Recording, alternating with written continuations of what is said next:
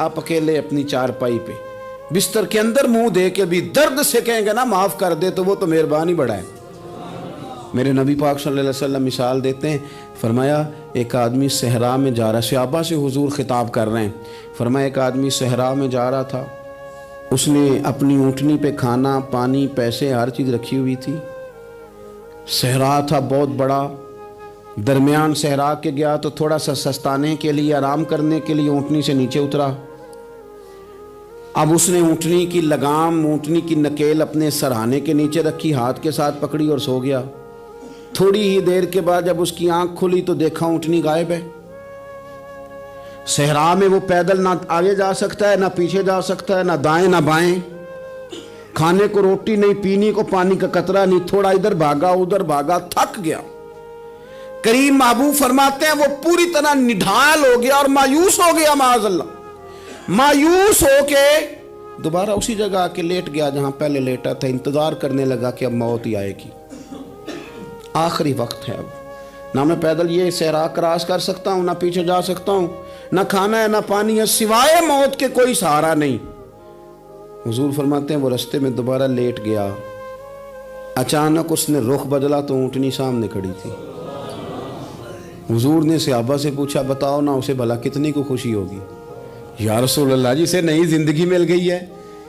آپ دیکھیں نا سارے ڈاکٹروں نے کہہ دیا کہ اس کے تو گردے معدہ جگر ہر چیز ختم ہے، گھر لے جاؤ خدمت کرو، ہر طرف پریشانی ہے۔ وہ بندہ بھی سمجھ گیا ہے کہ آخری وقت آ گیا، کل جاؤں پرسوں جاؤں، تیاری ہو گئی، سب لوگ آ گئے، باہر والے بھی آ گئے، یہ ماحول ایک عجیب رنگ اختیار کر گیا۔ اچانک ایک ڈاکٹر نے آ کے کہا نہیں نہیں غلطی لگ گئی تھی۔ مجھے بتائیے انداز کیا ہوتا ہے؟ بغیر دوائی کے بندہ اٹھ کے کھڑا نہیں ہو جاتا، او میں تو بچ گیا ہوں۔ نبی پاک صلی اللہ علیہ وسلم فرمانے لگے اس کی اونٹنی مل گئی، بتاؤ بھلا اسے کتنی خوشی ہوگی؟ یا رسول اللہ وہ تو دوبارہ دنیا میں آ گیا۔ حضور فرمانے لگے اسے کچھ بھی خوشی نہیں ہوئی۔ جب کوئی رب کا گناہگار بندہ آ کے توبہ کرتا ہے، رب کو اس سے کئی گنا زیادہ خوشی ہوتی ہے۔ میرا بندہ آ گیا ہے، میرا بندہ آ گیا ہے، میرے گھر آ گیا۔ اس نے آنسو بہائے ہیں، اس نے کہا اللہ میں تیرا ہی ہوں، تیرا ہی رزق کھاتا ہوں، تیری ہی زمین پہ رہتا ہوں، تیرے نام سے میری سانسیں چلتی ہیں۔ وہ آ گیا۔ فرمایا اس اونٹنی والے سے زیادہ رب کو خوشی ہوتی ہے جب گناہگار آ کے توبہ کرتا ہے۔ گناہگاروں کے آنسو اس کی بارگاہ میں بڑے مقبول ہیں، لیکن ہم رسم ادا کرتے ہیں، توبہ نہیں کرتے۔ ہم اپنے آپ کے ساتھ دھوکہ کرتے ہیں، جھوٹ بولتے ہیں۔ اللہ تبارک و تعالی اپنے بندوں کے حق میں رحمت والے فیصلے کرتا ہے، درگزر والا معاملہ فرماتا ہے۔ جگہ جگہ قرآن مجید میں اللہ تعالیٰ نے اپنے بندوں پر رحمت کرنے کا ذکر فرمایا ہے۔ ان اللہ یغفر الذنوب جمیعا، فرمایا بے شک رب تمہارے سارے ہی گناہ معاف فرما دے گا، تم نا امید نہ ہونا، وہ معاف کر دے گا تمہیں۔ قرآن مجید میں فرمایا ان اللہ بالناس لرؤوف الرحیم، بے شک اللہ اپنے بندوں پر بڑا ہی مہربان اور نہایت ہی رحم کرنے والا، رؤوف اور رحیم ہے، بڑا مہربان ہے، کرم فرماتا ہے۔ اللہ تعالیٰ اپنے بندوں سے بڑا جلد راضی ہو جاتا ہے۔ ماں پیار کرتی ہے اپنے بچے سے، لیکن وہ ناراض بھی ہو جاتی ہے بعض چیزوں پہ، بعض معاملات اس کا دل بھی دکھاتے ہیں، بعض جگہ وہ رو کے یہ بھی کہتی ہے کہ تو نے میری محبت کا کوئی نتیجہ نہیں مجھے دیا، میری ساری کمائی تو نے ضائع کر دی۔ والد بہت ساری جگہوں پہ ناراض ہوتا ہے، شکوہ کرتا ہے، کہتا ہے میری بیماریوں کی، پریشانیوں کی، بڑھاپے کی، کمزوریاں کا سبب بیٹے تو ہی بن گیا، یہ ساری تکلیفیں تو ٹھیک ہو جائیں تو میری شاید عمر بھی بڑھ جائے، صحت بھی ٹھیک ہو جائے، میں زیادہ دیر جوان رہ سکوں۔ ناراض ہوتے ہیں ماں باپ۔ اسی طرح ماں باپ راضی بھی ہو جاتے ہیں، وہ بڑی جلدی راضی ہو جاتے ہیں۔ میں اکثر کہتا ہوں کہ والد کو راضی کرنے میں 5-7 منٹ لگ جاتے ہیں، اماں تو 1.5-2 منٹ میں راضی ہو جاتی ہے۔ ابا جی کو 5-7 منٹ لگتے ہیں، کئی دفعہ کہنا پڑتا ہے، کوئی دلائل دینے پڑتے ہیں، لیکن والدہ کے لیے تو کچھ بھی نہیں ہے، آپ نیرا جا کے پیروں میں بیٹھ ہی جائیں، کچھ بھی نہ کریں، آپ پورا روئیں نہ رونے والا منہ ہی بن جائے تو اماں تو نرم ہی نرم ہے، جس وقت جو مرضی آپ کرا لیں ہو گیا۔ اللہ تبارک و تعالی بلا مثال و بلا تشبیہ سمجھانے کے لیے عرض کرتا ہوں، اللہ بھی بعض معاملات میں اپنے بندوں سے ناراض ہو جاتا ہے۔ وہ کہتا ہے میں تکبر کرنے والوں کو پسند نہیں کرتا، وہ کہتا ہے فسادی پسند نہیں ہے، وہ فرماتا ہے کہ راہوں میں کجی کرنے والے پسند نہیں ہیں، وہ فرماتا ہے کہ بدعہدیاں کرو گے تو میں صبح قیامت تم سے سوالات کروں گا۔ اللہ تبارک و تعالیٰ بہت ساری چیزوں کو ناپسند کرتا ہے، ناراض ہو جاتا ہے۔ بلکہ نبی پاک صلی اللہ تعالیٰ علیہ وسلم نے فرمایا تم بات کرتے کرتے کوئی ایسا جملہ بول دیتے ہو کہ رب اتنا ناراض ہوتا ہے کہ تمہیں پتہ بھی نہیں ہوتا، تمہارے لیے جہنم کا فیصلہ کر دیتا ہے۔ اس لیے پہلے تولو پھر بولو، خود اپنے لفظوں کی تو تم پہرے داری کرو نا کہ میں کیا کہہ رہا ہوں۔ اور حضور یہ بھی فرماتے ہیں کہ اس کا دوسرا پہلو بھی ہے، بعض اوقات تم بات کرتے ایسا جملہ کہتے ہو وہ اتنا راضی ہوتا ہے کہ تمہارے لیے جنت کا فیصلہ فرما دیتا ہے۔ ان کاموں کی طرف بڑے جن سے اللہ راضی ہوتا ہے۔ میرے نبی پاک صلی اللہ تعالیٰ علیہ وآلہ وسلم نے ارشاد فرمایا، بعض احادیث میں لفظ یہ ہیں کہ اللہ اپنے بندوں کو دیکھ کے مسکراتا ہے جو اس کی شان کے لائق ہے۔ جس ترتیب سے ہم مسکراتے ہیں، جس ترتیب سے ہم روتے ہیں، جس ترتیب سے ہم کسی بات کا اظہار تشکر کرتے ہیں، خدا ان باتوں سے پاک ہے۔ اب بہت ساری حدیثوں میں آیا کہ وہ مسکراتا ہے، تو کیا مطلب ہے مسکرانے کا؟ تو علماء تفسیر نے لکھا ہے مسکرانے کا مطلب یہ ہے کہ وہ بڑا ہی راضی ہوتا ہے اپنے بندے سے، بڑا راضی ہوتا ہے، یہ مطلب ہے۔ ایک تو مسکرانے کا مطلب یہ کہ وہ بڑا راضی ہو گیا، وہ مسکرا دیا اپنے بندے پہ۔ اور ایک اس کا معنی خود نبی پاک صلی اللہ تعالیٰ علیہ وسلم نے بیان فرمایا۔ مسند امام احمد بن حنبل میں حدیث ہے، حضور سید عالم علیہ السلام سے صحابہ نے پوچھا یا رسول اللہ شہید تو بڑے لوگ ہوتے ہیں، شہیدوں میں افضل کون ہے؟ تو اللہ کے حبیب علیہ السلام فرمانے لگے وہ والا بندہ جو ڈٹ گیا تھا کافروں کے مقابلے میں، وہ ہلا نہیں، پوری طرح ڈٹ کے جو لڑا وہ شہداء میں افضل ہے۔ حضور فرماتے ہیں وہ جنت کے بالا خانوں میں سیر کرے گا اور رب اسے دیکھ کے مسکرائے گا، رب اسے دیکھ کے مسکرائے گا، اللہ تعالیٰ مسکراتا ہے اسے دیکھ کے۔ اور اگلے جملے میں حضور نے وضاحت کر دی، فرمایا جب رب دنیا میں کسی پر مسکراتا ہے نا تو اس کا معنی یہ ہے کہ قیامت میں پھر اللہ اسے حساب کوئی نہیں لے گا۔ جس پر اللہ دنیا میں مسکرا دیا اس سے کوئی حساب، تو وہ کام ڈھونڈنے چاہیے نا جس سے اللہ مسکرائے۔ چھوٹا بچہ بھی ناراض نہ ہو تو وہ چیزیں وہ ڈھونڈتا ہے کہ اس کو کیا پسند ہے، چاکلیٹ لے جاؤں، فلاں چیز لے جاؤں، آئس کریم لے جاؤں۔ تو ایک بچے کے لیے، گھر کے لیے، سربراہ کے لیے اتنی محنت کرتے ہو تو وہ کام بھی ہمیں ڈھونڈ کے تلاش کرنے چاہیے نا جس سے رب راضی ہوتا ہے، اللہ راضی ہوتا ہے۔ بتاؤں وہ کون کون سے کام ہیں؟ نبی کریم صلی اللہ تعالیٰ علیہ وسلم نے ارشاد فرمایا 3 لوگ ہیں جنہیں دیکھ کے رب مسکراتا ہے۔ یا رسول اللہ صلی اللہ علیہ وسلم وہ کون کون سے؟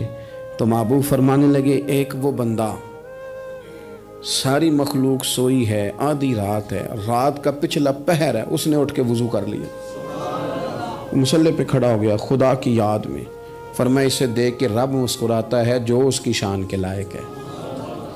مسکراتا ہے اللہ۔ یہ تو سونے کا ٹائم تھا، یہ تو گہری نیند آنے کا وقت تھا، رات کا پچھلا پہر۔ اور سننا میرے بھائی، میرے نبی پاک صلی اللہ تعالیٰ علیہ وسلم فرماتے ہیں جب مسلمان نماز کے لیے صفیں بناتے ہیں نا، ترتیب لگ رہی ہوتی ہے، اب اللہ کی بارگاہ میں کھڑے ہوں گے، قیام کریں گے، رکوع کریں گے، سجود کریں گے، فرمایا جب مومن صفیں بناتے ہیں تو رب دیکھ کے مسکراتا ہے، مسکراتا ہے۔ کمال ہو گئے عروج بندگی کا، جب بندے کو دیکھ کے رب مسکرائے، خدا بندے سے خود پوچھے بتا تیری رضا کیا ہے، مسکراتا ہے۔ اور میرے نبی پاک علیہ السلام فرماتے ہیں جب مجاہد جہاد کے لیے صفیں سیدھی کرتے ہیں، آج تو یہ رب کے نام پہ مرنے ہی آ گئے، یہ صفوں میں کھڑے ہوں گے، ترتیب سے لڑیں گے، ترتیب سے گلا کاٹیں گے کافروں کا یا شہادت لیں گے۔ فرمایا جب جہاد کے لوگ صفیں بناتے ہیں تو رب انہیں دیکھ کے مسکراتا ہے۔ کتنے نصیبوں والا وہ بندہ ہے جسے دیکھ کے مسکرا دیا. او یار کبھی تیرا بیٹا تیرے سامنے مسکرائے نا چھوٹا تو تیرا دل باغ باغ ہو جاتا ہے. تیری ماں بیمار کسی ایک دن صحیح طرح ہنس پڑے تو طبیعت خوش ہو جاتی. مجھے بتاؤ نا جس کا رب بھی اسے دیکھ کے ہنس پڑے جو اس کی شان کے لائق ہے. کیا اس بندے کے نصیبیں ہیں, کیا اس کے مقدر ہیں. آپ اس مقام پر اپنے آپ کو لائیں. اب دیکھیں نا یہ حدیث آپ نے سن لی. اب ہم نے نا اس طرح صفحے نہیں بنانے جس طرح ساری دنیا. اب ذرا صفحے بھی شوق سے بنائیں گے. آپ ذرا تھوڑا سا شوق پیدا کریں گے. بھئی یہ تو میں وہ کام کرنے لگا ہوں جسے دیکھ کے رب مسکراتا ہے. نبی پاک صلی اللہ علیہ وسلم نے فرمایا جب کوئی بندہ توبہ کرتا ہے نا, ہم توبہ کا رٹا لگاتے ہیں, یا اللہ میری توبہ یا اللہ. اور توبہ کا تو مطلب یہ ہے کہ پچھلے گناہوں سے پکی توبہ, آج کے بعد یہ غلطی نہ کرنے کا پکا وعدہ. آج کے بعد رشوت تو نہیں نہ لے گا, ملاوٹ تو نہیں نہ کرے گا, یہ توبہ ہے. اور اگر سارے کام اسی طرح کرنے تو پھر یہ توبہ کا رٹا ہے, تو جتنا مرضی لگاؤ. حضرت علی بن ربیعہ رضی اللہ تعالیٰ عنہ فرماتے ہیں میں مولا علی کے ساتھ تھا, مقام حرہ کی طرف جا رہے تھے. حضرت علی نے ہاتھ اٹھا کے دعا مانگی ہماری تعلیم کے لیے, ورنہ حضرت علی ہم صحابہ کو محفوظ عن الخطا تو مانتے ہیں نا. ہاتھ اٹھا کے کہا اے اللہ ہمارے گناہ بخش دے, تیرے علاوہ کوئی معاف کرنے والا نہیں. اور پھر حضرت علی آسمان کی طرف دیکھا اور دیکھ کے نا حضرت علی بن ربیعہ کو تو مسکرائے. حضرت علی بن ربیعہ کہنے لگے حضور مسکرائے کیوں ہو؟ فرمانے لگے ایک دن میں حضور کے ساتھ اسی طرح آیا تھا, اسی طرح حضور نے دعا فرمائی تھی ہماری تعلیم کے لیے, اور پھر حضور مجھے دیکھ کے مسکرائے تھے اور فرمایا جب کوئی بندہ رب کی بارگاہ میں اس طرح استغفار کرتا ہے تو رب مسکراتا ہے, اور مسکرا کے فرماتا دیکھ لو میرے بندوں کو پتا ہے کہ میرے علاوہ معاف کرنے والا کوئی نہیں. انہیں پتا ہے, تم اس کی بارگاہ میں رجوع تو لاؤ, آؤ تو صحیح دو آنسو لے کر.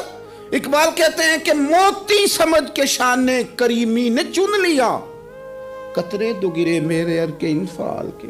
دو میں نے آنسو بہائے تھے تو اس کے کرم نے تو موتی سمجھ کے چن لیے.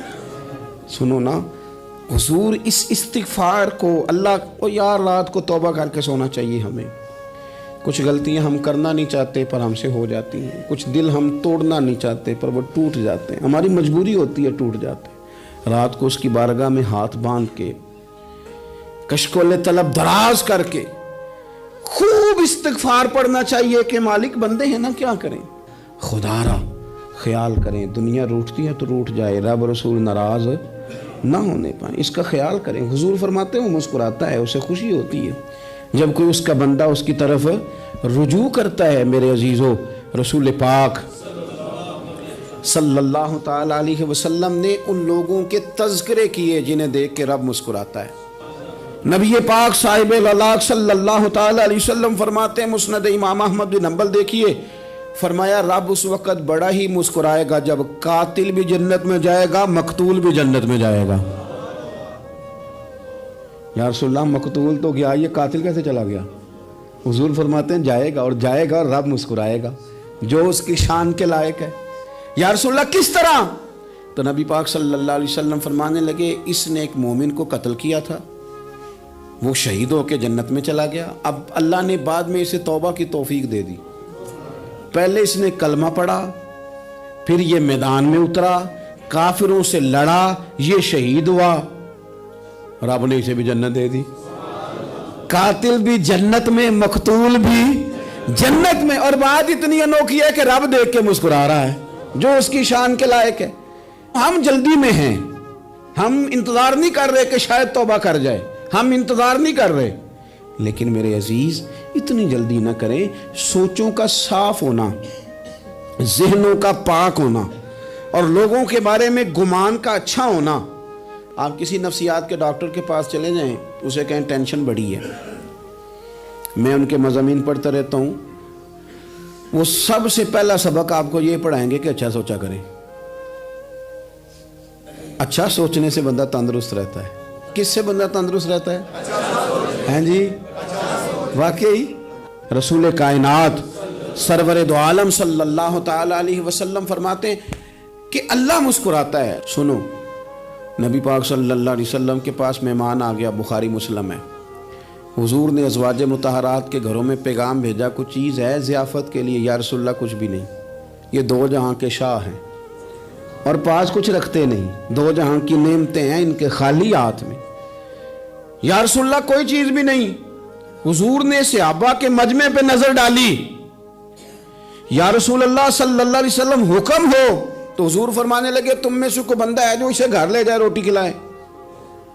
एक सहाबी उठे फौरन, हुजूर मैं लेके जाता हूँ खाना खिलाता हूँ।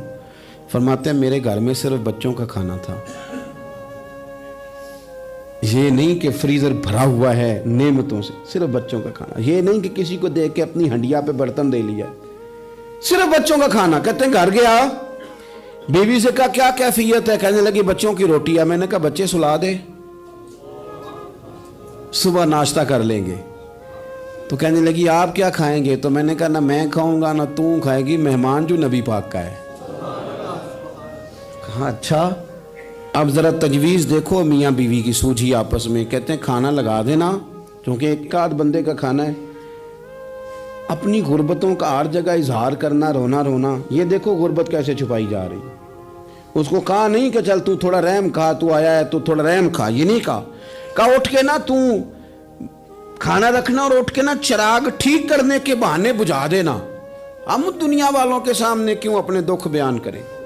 हम जो कहेंगे रब रसूल की बारगाह में कहेंगे। तू ना चिराग ठीक करने के बहाने, अहलिया उठी, खाना देने के बाद चिराग ठीक करने के बहाने बुझा दिया।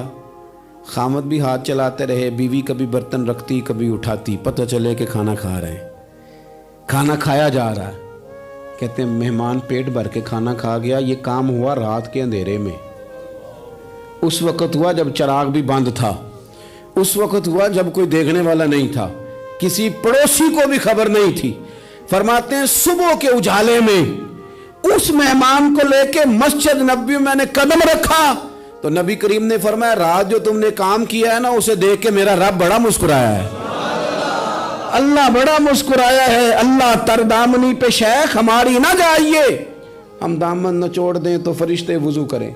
ये शान है सहाबा की। नबी करीम अलैहिस्सलाम ने फरमाया रब रात मुस्कुराया तेरा ये अंदाज देख के, और उसने कुरान नाजिल किया वयुसिरूना अला अनफुसिहिम वलौ काना बिहिम खसासा।